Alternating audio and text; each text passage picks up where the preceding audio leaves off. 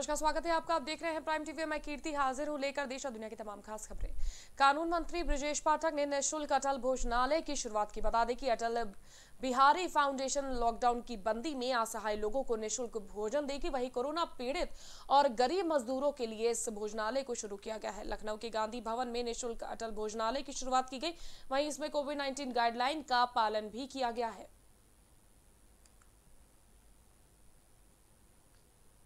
राजधानी लखनऊ में डीएम अभिषेक प्रकाश ने कोविड-19 मोबाइल वैन को हरी झंडी दिखाकर रवाना किया।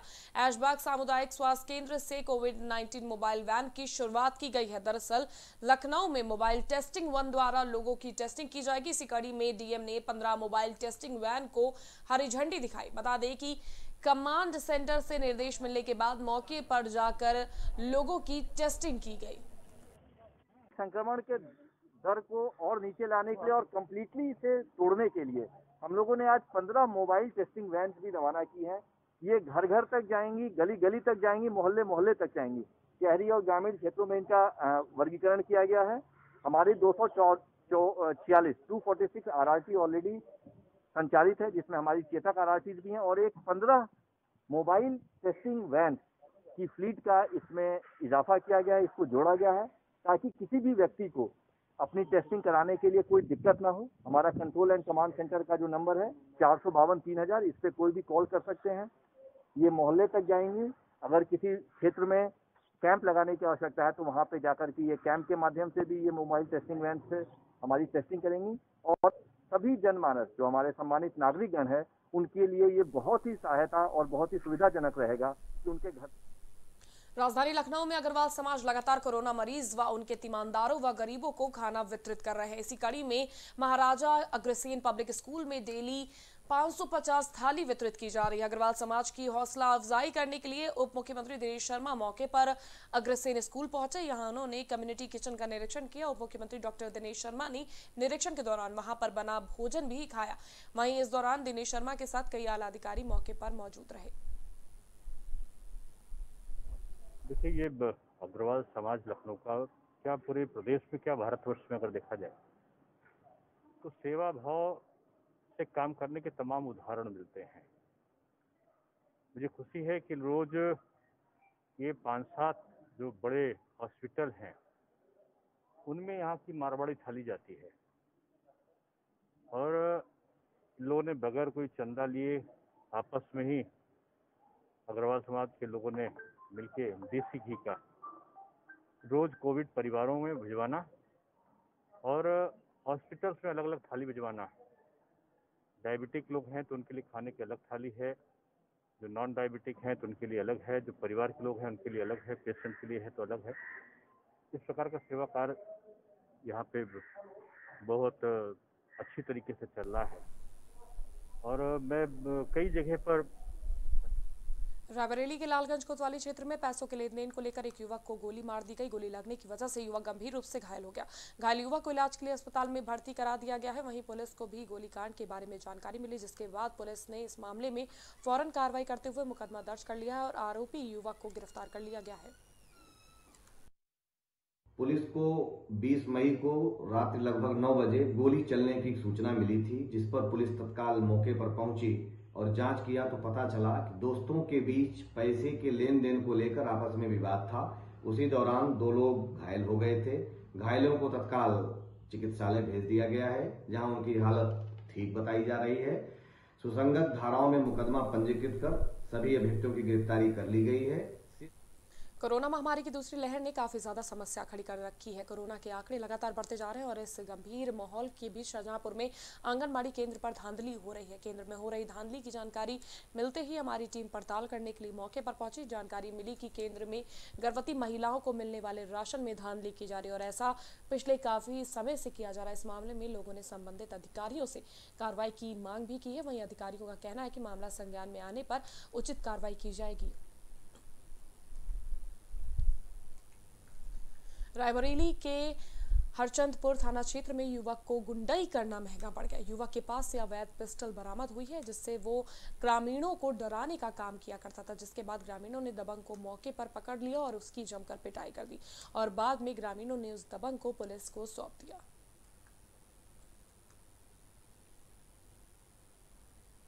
कोरोना महामारी की दूसरी लहर से पूरा देश लड़ रहा है। कोर्ट की ओर से बीमारी से निपटने के लिए जेल में क्षमता से अधिक भरे बंदियों की छटनी कर उन्हें पैरोल पर रिहा करने का आदेश दिया गया है। इसी कड़ी में जालौन में भी 14 बंदी जिला कारागार से रिहा किए गए। इस मामले में जेल अधीक्षक सीताराम शर्मा ने बताया कि कोर्ट के आदेश के बाद 14 बंदियों को 90 दिनों के लिए पैरोल पर रिहा किया गया है।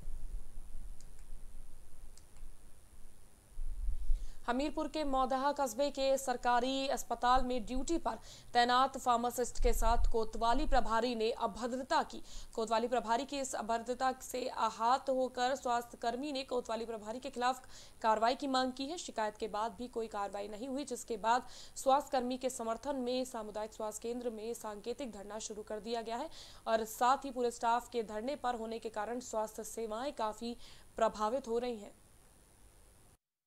2 दिन पहले कोतवाल मौदहा श्री तारा सिंह जी द्वारा सामुदायिक स्वास्थ्य केंद्र मौदहा में कार्यरत श्री अजय कुमार शिवहरे फार्मासिस्ट जो इमरजेंसी ड्यूटी पर थे, 6 बजे श्री तारा सिंह जी आए। ये बाहर खड़े थे। फार्मासिस्ट अजय कुमार शिवहरे जी उनसे बदतमीजी करने लगे, अपशब्दों का प्रयोग करने लगे। उसी के खिलाफ हम सारे कर्मचारी संगठन आज सांकेतिक धरने में बैठे हुए हैं। जब तक इनका स्थानांतरण मौदहा से नहीं किया जा सकता, निरंतर हमारा। आजमगढ़ में पुलिस वांछित अपराधियों को पकड़ने के लिए अभियान चला रही है। इसी अभियान के तहत पुलिस ने थाना तरवा में चेकिंग अभियान चलाया। इस चेकिंग अभियान की जानकारी कुछ शातिरों को भी लग गई। इस दौरान शातिरों ने अपनी गाड़ियों को बचाने के लिए फर्जी नंबर प्लेट लगा लिया और इन गाड़ियों को ब्लॉक प्रमुख के चुनाव के प्रत्याशी के पक्ष में इस्तेमाल किए जाने की जानकारी दी, लेकिन शातिरों की ये कोशिश नाकाम रही और पुलिस ने फर्जी नंबर प्लेट लगाने के मामले में 10 अभियुक्तों को गिरफ्तार कर लिया है। से थाना तरवा क्षेत्र में सूचना मिल रही थी कि कुछ लोग जो कि आपराधिक किस्म के हैं, नवनिर्वाचित बीडीसी सदस्यों को जाकर उन्हें डराने धमकाने का कार्य कर रहे हैं तथा अपने पक्ष में वोट देने की बात लोगों को डरा धमका कर रहे हैं। इस पर कल थानाध्यक्ष तरवा द्वारा 3 स्कॉर्पियो गाड़ी, जिनके तीनों पर ही नंबर 011 था, उन्हें पकड़ा गया। उन्हें उसमें बैठे लोगों को थाना लाया गया और जब चेक किया गया तो तीनों गाड़ियों के नंबर प्लेट गलत थी। जो नंबर प्लेट उस पर लगी थी उससे वो गाड़ी पंजीकृत नहीं थी। जब उनसे पूछताछ की गई तो उनके द्वारा बताया गया कि हम लोग नंबर प्लेट इसलिए बदल रहे थे ताकि हमारे आइडेंटिफिकेशन ना हो, और तीनों गाड़ियों पे एक सा नंबर इसलिए रखे थे ताकि। बाहुबली विधायक मुख्तार अंसारी से पूछताछ करने के लिए आजमगढ़ पुलिस बांदा जेल के लिए रवाना हुई है। आज बांदा जेल में आजमगढ़ की पुलिस पूछताछ करने पहुंची। दरअसल 24 मई को मुख्तार अंसारी के रिमांड पर सुनवाई होनी है। गैंगस्टर केस में बयान दर्ज करना है। पूछताछ करने वाली टीम में विवेचक प्रशांत श्रीवास्तव के साथ 4 कांस्टेबल शामिल रहे।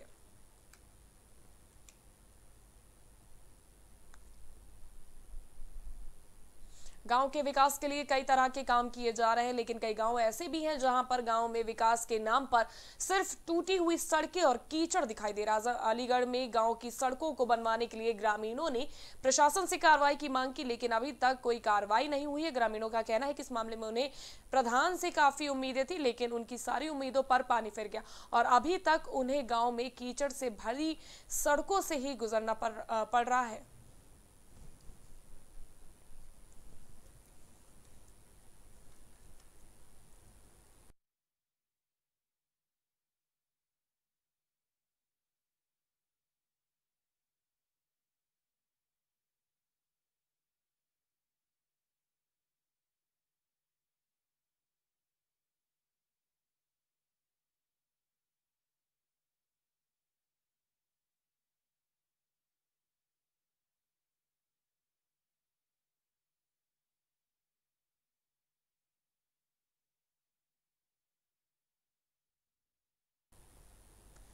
बुलंदशहर के थाना खुर्जा पुलिस को बाइक चोरों को गिरफ्तार करने में सफलता हासिल हुई है। बाइक सवार चोरों ने एक महिला के साथ भी लूट की, जिसके बाद पुलिस ने बाइक चोरों पर एक्शन लेते हुए उन्हें फौरन गिरफ्तार कर लिया है। पकड़े गए चोरों के पास से पुलिस ने 9,000 रुपए नगद भी बरामद किए हैं और अब आरोपियों के खिलाफ उचित कार्रवाई की जा रही है। उन्नाव में ग्राम हिंदू खेड़ा में वैक्सीनेशन के प्रति लोगों को जागरूक किया गया। यहां पर 45 साल के ऊपर के लोगों का वैक्सीनेशन कराया गया। ब्राह्मण सभा के जिला अध्यक्ष विजय त्रिपाठी ने लोगों को जागरूक किया।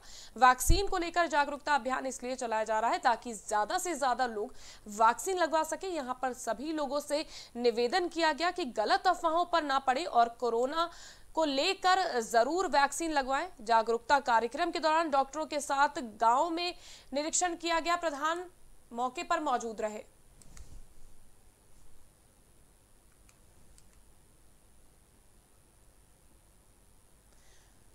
तो लोगों को लेकर लगातार ये वैक्सीनेशन अभियान चलाया जा रहा है, जिसमें तमाम लोगों को वैक्सीनेशन के प्रति जागरूक किया जा रहा है। खासकर ग्रामीण इलाकों में जहां पर लोग सतर्क नहीं हैं, कोरोना को लेकर ज्यादा सतर्क नहीं है और साथ ही साथ वैक्सीनेशन को लेकर कहीं ना कहीं उनके मन में ये डर बना हुआ है। जिस तरह से अफवाहें सामने आती रहती है, तो उस अफवाहों को दूर करने के लिए और लोगों को बढ़ चढ़ कर वैक्सीनेशन में हिस्सा लेने के लिए ये अभियान चलाया गया उन्नाव में, जिससे 45 साल के ऊपर उम्र वालों ने बढ़ चढ़कर हिस्सा लिया। आप तस्वीरों में भी देख सकते हैं कि किस तरह से लोग वैक्सीन लगवाने के लिए पहुंचे।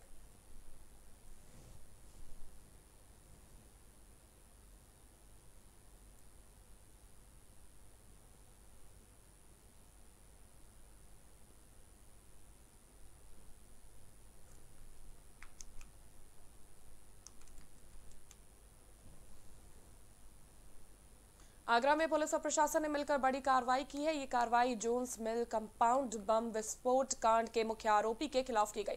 डीएम के आदेश के बाद निर्माणाधीन बिल्डिंग को सील कर दिया गया है। आदेश के बाद इस संपत्ति को जब्त कर लिया गया। एसपी सिटी ने बताया कि रज्जो जैन की अन्य संपत्तियों को भी जब्त किया जा रहा है।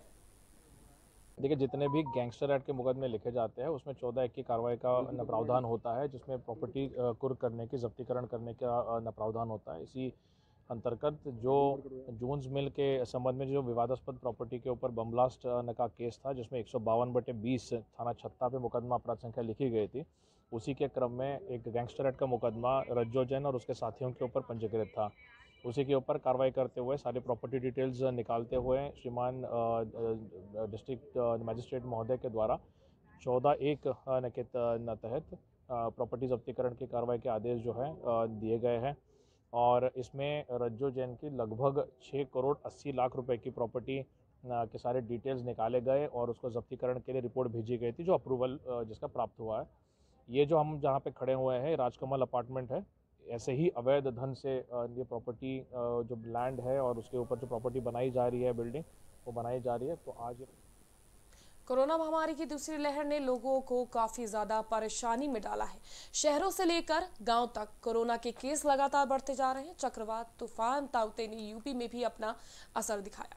बारिश के बाद रायबरेली के घाटों पर खौफनाक मंजर देखने को मिला, जिसने हर किसी को झकझोर कर रख दिया। देखिए इस पर हमारी ये खास रिपोर्ट।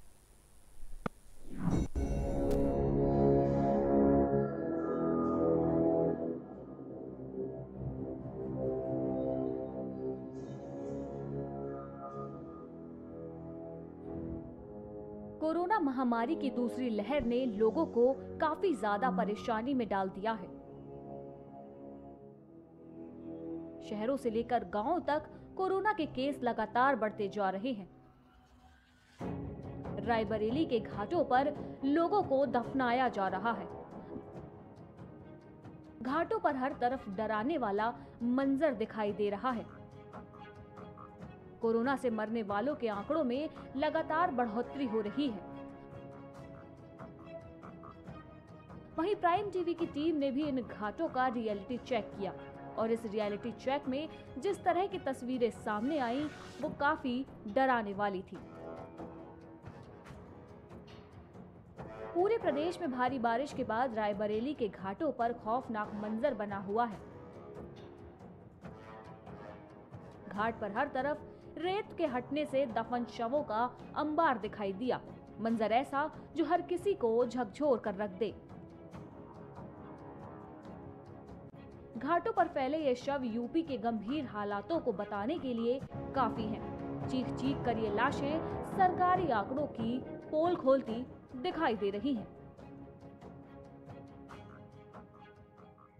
जिला प्रशासन लगातार मौतों का आंकड़ा छुपाने में जुटा हुआ है। कभी 5 मौतें बताता है, कभी 8 मौतें बताता है, लेकिन घाटों की हकीकत कुछ और बयां कर रही है। 1.5 से 2 फीट गहरी गड़ी हुई लाशें ये दिखा रही हैं कि कम से कम सैकड़ों की संख्या में लोग ने दम तोड़ा है और काल के गाल में समाये हुए हैं। जिला प्रशासन कागजी हकीकत कुछ और है, जमीनी हकीकत और है। प्राइम टीवी ने जब रियलिटी चेक किया तो हकीकत सामने आई है। कैमरामैन सुशील के साथ ओम शंकर शुक्ला, प्राइम टीवी। उत्तर प्रदेश की खास खबरों में फिलहाल के लिए बस इतना ही। फिर हाजिर होंगे, आप कहीं मत जाइएगा। स्वस्थ रहिए, सतर्क रहिए और हाँ, देखते रहिए प्राइम टीवी।